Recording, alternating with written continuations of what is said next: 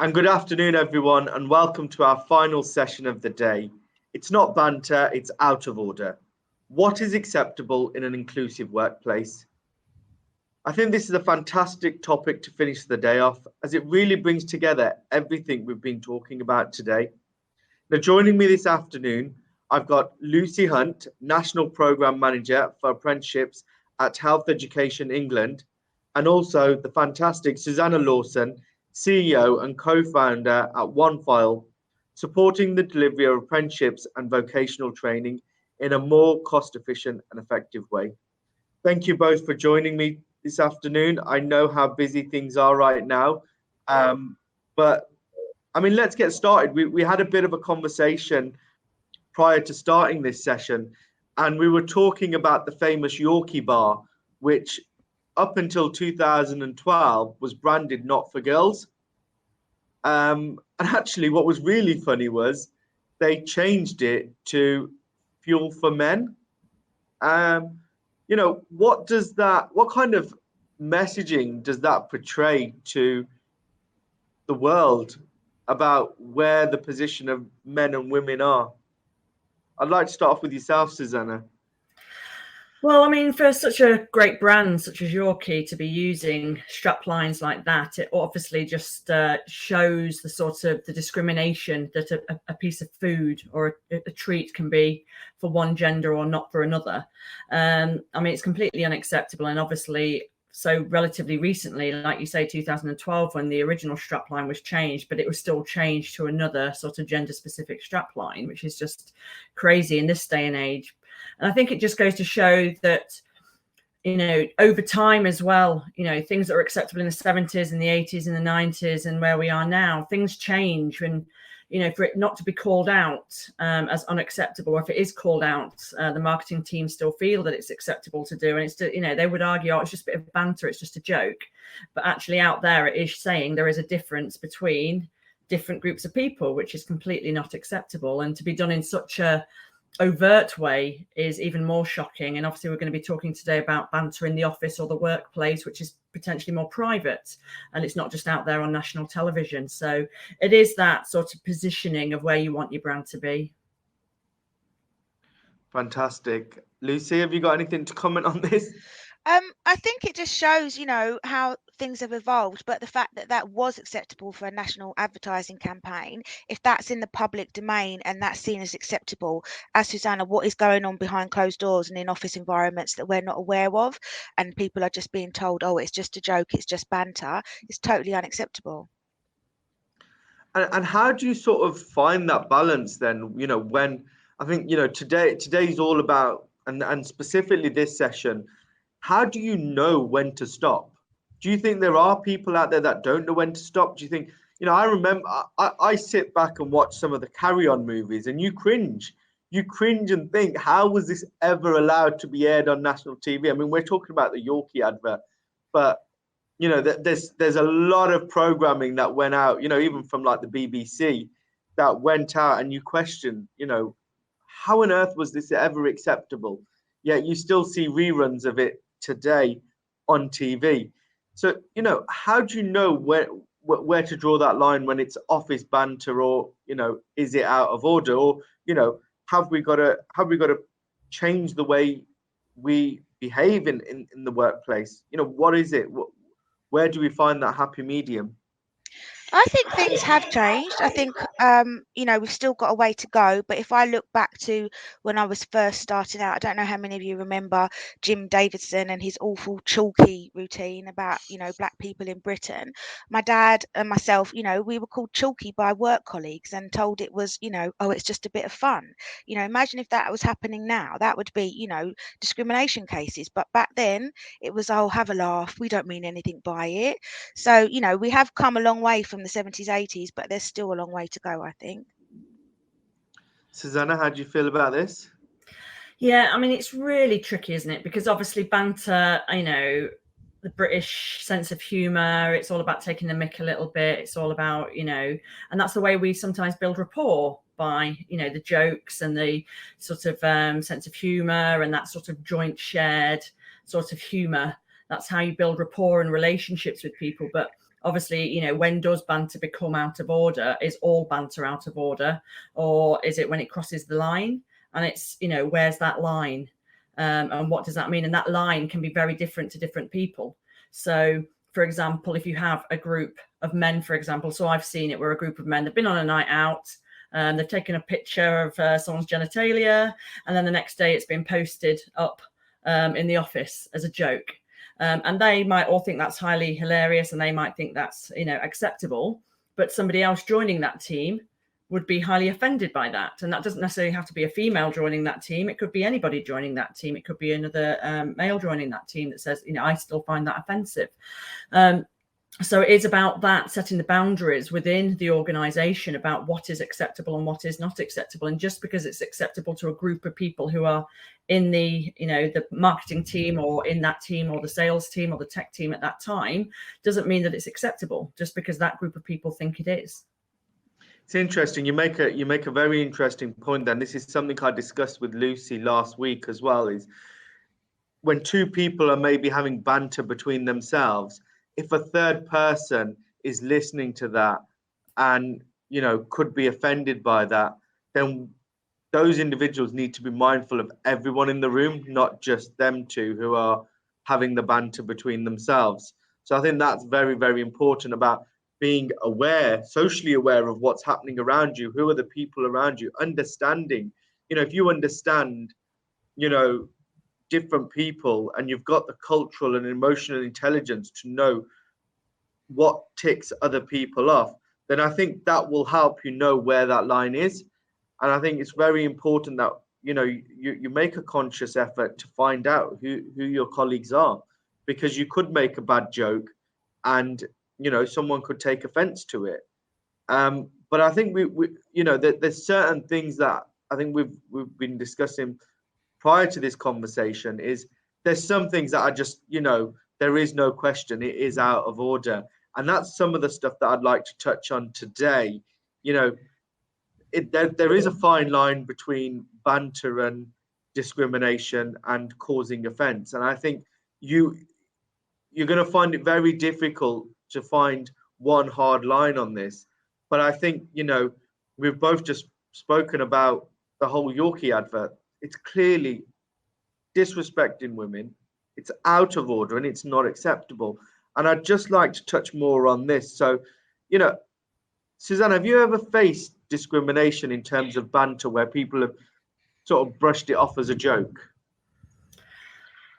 Maybe not directly, and probably there maybe have been times where I've gone along with it because I didn't want to call it out at the time if I didn't have the confidence, especially sort of earlier on in my career when I wasn't as sort of confident about or clear of the lines myself about what was acceptable, which again isn't an excuse for me. But you know, I think sometimes as well people don't understand the legacy of a comment. So, for example, people will say to me, "Oh, you know, they want me to have more courage. They want me to make a decision." I say, "Oh, grow a pair." I mean, they might even say the other bit of the words, but by saying to me, "Oh, why don't you just grow a pair?"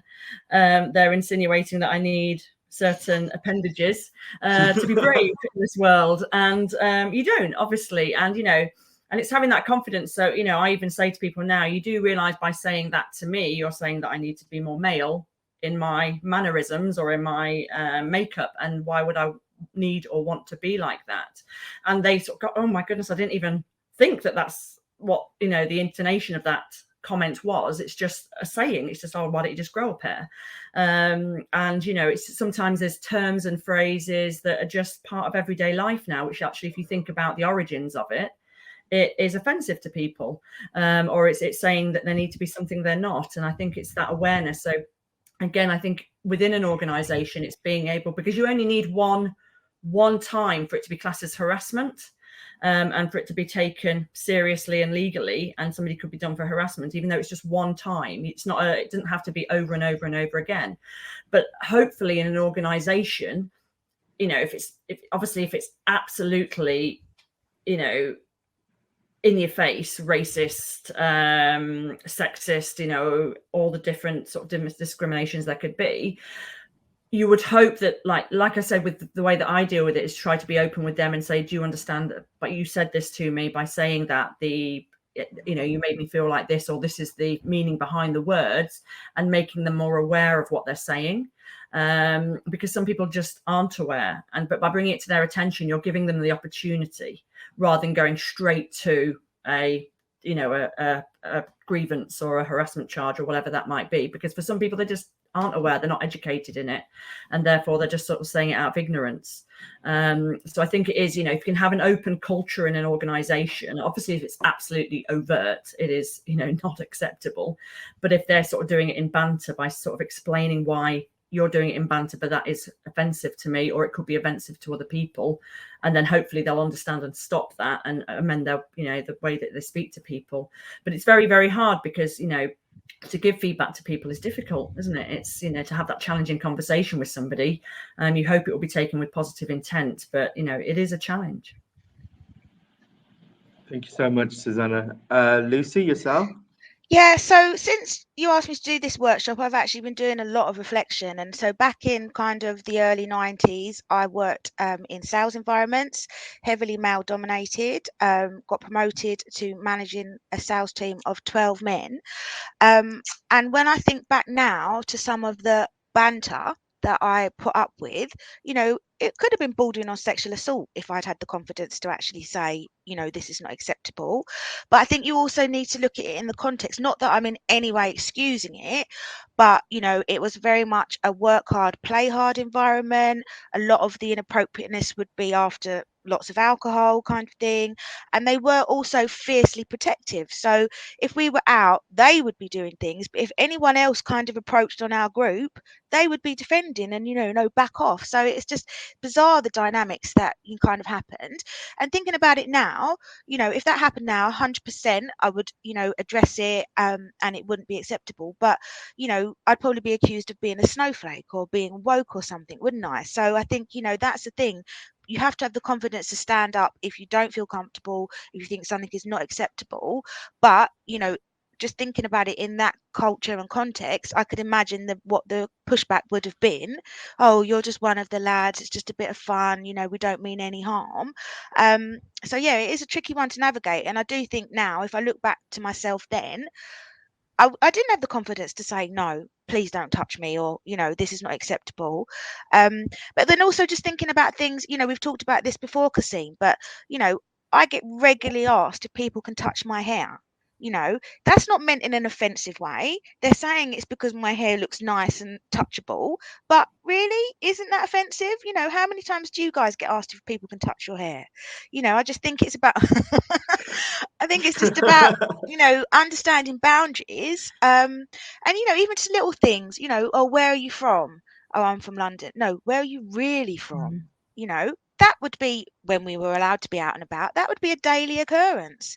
Where are you really from? I am born and bred in London. Do you mean my ancestry? Do you mean where my parents are from? Well, then ask that. It is a very difficult thing to navigate. But I think it's much more about having an inclusive culture where people, if they do step over the line, they feel confident to raise it and they know that it will be addressed. I mean, I do get, my mom's Chinese, and I get, people asking me about Chinese food and stuff, and I'm like, I don't even cook English food. Chinese food, but I'd never get asked about English food, and I'm, half English as well. And it is that, like you say, Lucy, where are your parents? Not where are you from? England, Manchester. No, where are you from? Where are you really from? Where's your parents from? Oh, that's what you want to know, where my parents are from. And it is sort of that, that it is acceptable to ask that. And and then, like I say, sort of the banter that might come with sort of being mixed race or whatever that looks like. And again, sometimes there's sort of intent behind that, and that sometimes there's not. So, sometimes it is a bit of fun and you sort of joke along with it, but then other people would say that is crossing the line. And it is, it's very tricky, but in an organization, the leaders organization need to make it clear what those lines are and what isn't acceptable.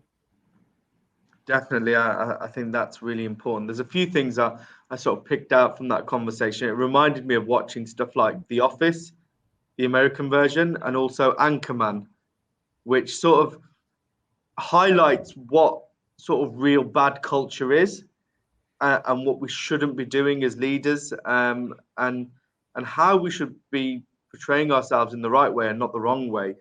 one thing I wanted to sort of come on to now, and Susanna, you mentioned, being Chinese, and I'm going to sort of go back now and look at how people have been discriminated over the years. And if you look at sort of immigration to the United Kingdom, and you look at, when Irish people came to the UK and how they were discriminated against and how it was normalized, when Black people came to the UK and how they were discriminated against and it was normalized, and then Asian people, and then, Eastern European people, events like 9/11 created hysteria and Islamophobia, where people thought it was okay to, call Muslims terrorists, or, when sort of Brexit was happening, the amount of news stories that came out after Brexit, where Eastern Europeans or Europeans in general were being said, well, what are you still doing here? We voted to have you out, and then more recently with coronavirus, the amount of sort of hate for, people from the Far East was just disgusting. It was disgusting to see the fact that people are using isolated incidents to discriminate against whole races, and you've got this whole issue now with the Shamima Begum, and you've got people who are now judging young Asian girls, thinking that are they going to go and do exactly what she's done? That's an isolated case, but what's happening is that's creating hysteria amongst our population, where they think it's okay to judge people on the actions of one individual or a small group of individuals. And this isn't just happening now. This has been going on for more than a century. Well, unfortunately, I'm old enough to remember growing up in East London. Our local pubs had signs: no black, no Irish, no dogs. So I was 74, I was born in 74. That was still going on in East End pubs, and that was acceptable to have those signs. And I remember asking my dad, what does that mean? And, he was like, we're not welcome in there. I think the key message here is we need to challenge not just what we're doing in our workplace, but also the image that we're portraying to the wider world and community.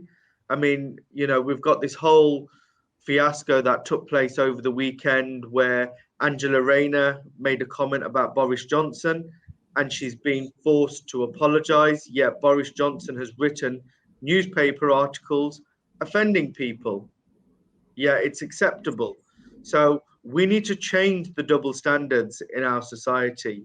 And again, that needs to come from the leadership. What are your thoughts on this topics? I mean, obviously, some of the things that you're talking about there are absolutely clear, discrimination, and it's like I think I said earlier. There's times where people are joking with you about your ethnicity or your gender, but then there's times where it's said to you by people with intent to be racist or sexist to you. And I like to take a little pragmatism about it, in that I would know the difference as well. It's the way it's said, it's who said it, it's how it's come forward. It's still not acceptable. I'd still say to people, that's not acceptable to say that to me, but obviously I'm not going to be, I'm going to have it's going to be an easier conversation with someone when it is a bit of banter with somebody, than somebody that's coming as a pure racist attack, and saying things. So for the banter bit, I mean, it's too, it obviously all of it needs to be called out, but there's two, because for some people it's a joke. They don't necessarily behind it, they're just saying something, and it's a way. It's whether they're calling you for wearing glasses, it's just something different potentially, or is there something more underlying with the intent that's there? And sometimes it's easier to tell that difference, but obviously in an office environment it should be more controlled, and able to call it out. And you've got HR departments or managers and leaders of those organizations to be able to support you with that. If you're out on the street, obviously it's a lot harder when somebody's saying that to you. Yeah, and I think, looking at the racism that the English footballers encountered, for example, that was really disappointing to see that it was all bubbling just below the surface. If we'd won, they would have been national heroes. Because we lost, and I was sadly, me and my son went straight to social media as soon as they'd lost the penalties to see it, and it was there. So in a way it was good. People have lost their jobs, but I do think social media platforms have a lot to answer to. Saturday night, they were all out in force, up in arms against the gay couple dancing on Strictly Come Dancing. Before that, if it's an all black panel on Loose Women or all black on Gogglebox, it's not acceptable for them to be able to say what they want. These keyboard warriors just racially abusing people and hiding behind it as banter. It's not. It's racism. It's disgusting. I mean, I remember a scenario while I was working in the bank, and obviously there were strict rules in the bank. You weren't allowed to have your phone out and stuff like that.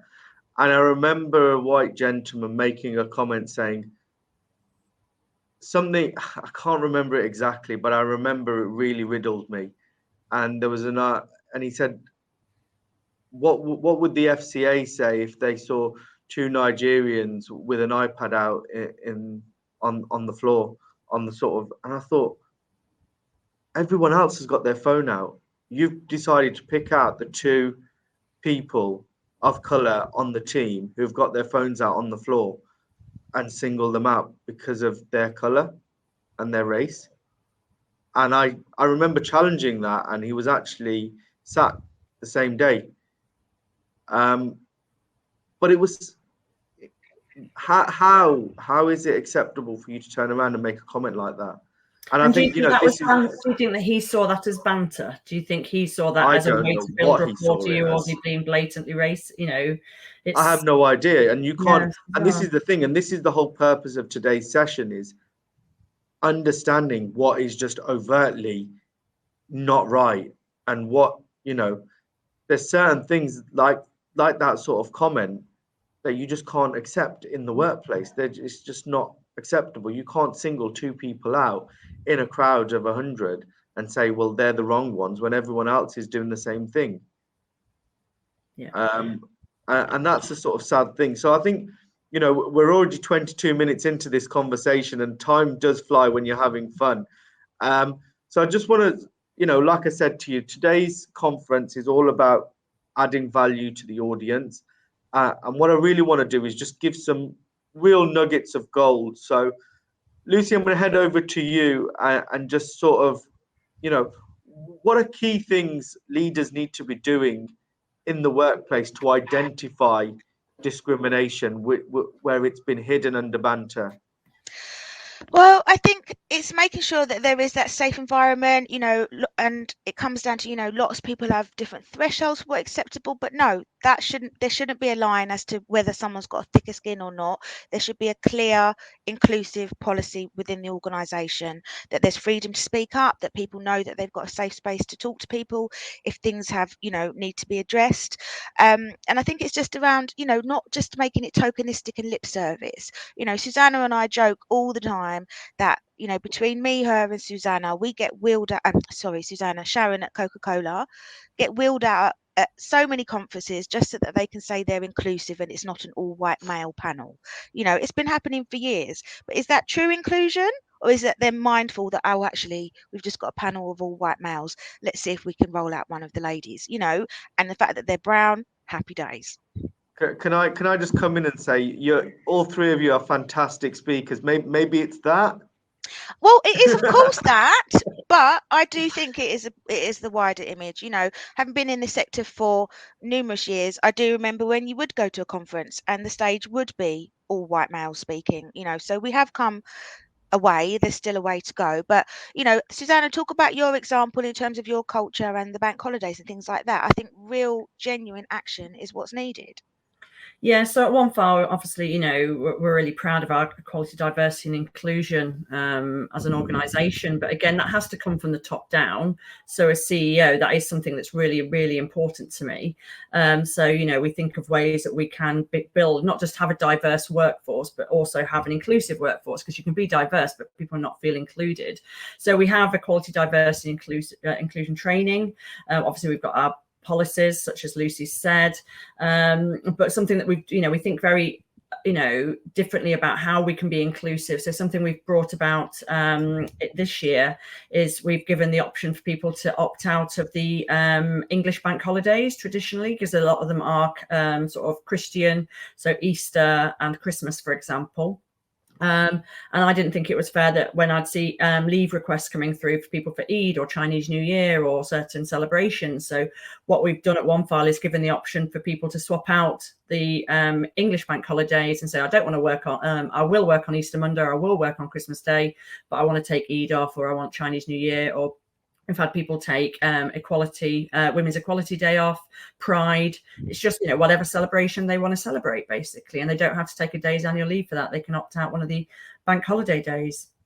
So again, it's just it doesn't cost the business anything. It's still the same amount of holidays that everybody gets. There's, it's not cost us anything as a business, but hopefully for inclusion, even those that don't choose to do it, they want to keep the same bank holidays. Actually, they've said that they feel proud to work for an organisation with an inclusive policy like that, because it means that we're just thinking differently. Brilliant. I think that's fantastic. It's amazing. And I think, having the cultural awareness, and, we keep talking, and you'll constantly hear it's a theme, we need to be more culturally intelligent. We need to be more emotionally intelligent. We need to be more engaged and understanding of who our people are. And a term that I like to talk about is we need to understand our privileges and prejudices and overcome them, and learn about other people's privileges and prejudices, and how we can work together in a safe environment that works for everyone. And I think, the key sort of takeaways, if I was to ask you both to give me some key takeaways for the audience on today's topic about banter, what would those be, Susanna? I think one for me would be, what would your customers think if they overheard that banter? Would they think it was acceptable and think it was okay? And if the answer is no, then it's not banter. It is out of order. And, you've just always got to imagine there's a customer in the room with you, and you've got to behave to the values. What are your values? Some of our values at One File are respect and compassion. So if there's banter going on and it's not demonstrating respect or compassion for differences, then it's not banter, it is out of order. So, think about your values all the time, and always think about, if somebody was in the room outside listening to this, what would be the image of the business that was giving, of the people that work in the business that you want to portray. And if it's not portraying that, then it is out of order. Thank you so much, Susanna. Over to you, Yeah, Lucy. I think, yeah, Susanna's, that's a really good point. But I also think, don't make excuses, because it's sales or construction, it doesn't mean it's acceptable. Whether it's the NHS or whether it's a building site, people should not be belittled or made to feel uncomfortable. An inclusive environment needs to make sure that it is that it's including everybody, and I still think we've made great strides, but I still think when you hear some of the horror stories about what's happening, then obviously it does hit home, and you think that, what can we do to make sure, and in terms of kind of apprentices or young people coming into environments, it does make you worry in terms of how are they going to cope. We're kind of a bit more seasoned, a bit more confident, but for young people coming into environments, how can we make sure that they are included? Definitely. And I think there's a whole piece about workplace bullying, which is probably a whole new topic on itself. But I think, this idea of, brushing it under the carpet and calling it banter, and dismissing members of staff's, requests for something to be done. I mean, I've recently been speaking to a friend who, was called a terrorist at work, was called Mowgli. And he was working in a large manufacturing organization. I won't name it, car manufacturing company. And, it's not acceptable, and he suffered really, really badly. And he's quite a thick-skinned guy. And I remember having the conversation with him. This is a guy who loves cars. He loves, his job. He loves everything about it. But he, the kind of people who were working, what was dismissed as banter, you know, so people saying, "Oi, Mowgli, come over here and, you know, sort this out." That is not acceptable. And I think we need to really nail down on this. And organizations need to have a strict policy in place about banter and workplace banter, and they need to challenge it, and they need to let people know that if they cross the line, there will be consequences. And I think this is the major issue. When it's brushed under the carpet as banter, there are no consequences. People get away with it and they think it's acceptable. And I think this is where the change needs to happen. So I'm going to stop on my rant today.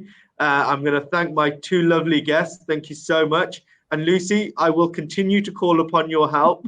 I'm sorry, but you are fantastic. You speak fantastically. So do you, Susanna and Sharon, we had earlier on in the day, giving her wonderful wisdom as always. But, you know, hopefully by people seeing your good selves on these platforms, we can encourage more people to take up senior leader positions within the sector, and hopefully we can see real change take place. Thank you so much, and thank you everyone for tuning in to today's conference. We really appreciate your time, and hopefully you took something away. If you'd like any further information, please do feel free to get in contact with myself or any of the guests that have spoken today. They are available on LinkedIn, and I'm sure they will love to accept your message requests. Thank you so much. Thank you. Thank you.